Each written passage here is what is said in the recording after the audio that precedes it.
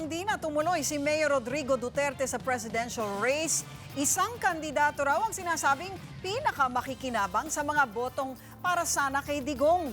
Kung sino siya at bakit, ito ang paliwanag ng political analyst na si Popoy De Vera. Kung ang pag-uusapan ay yung voter preference sa ngayon, base sa mga survey, ang beneficiary si Grace po.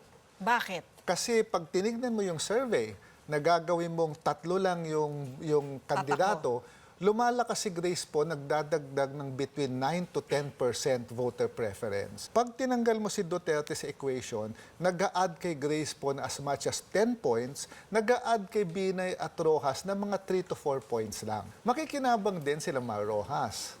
Dahil merong mga LP governors at mga kandidato sa Mindanao na sinabihan na si Mal na pagtatok mo si Duterte, sorry na lang, taga Mindanao ako, kay Duterte ako. Ngayong wala na siya, malilibre sila at pwede ulit nilang suportahan yung makinarya ni Mars. Para kay Binay, makikinabang din. Kasi si Binay ang pinakamasipag umikot sa Mindanao.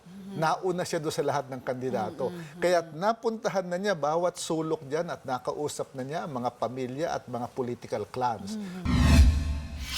Panoorin po ang kabuuan ng panayam mamaya sa reaksyon pagkatapos ng Action Tonight. Be sure to come back. News 5 everywhere. Copyright 2015.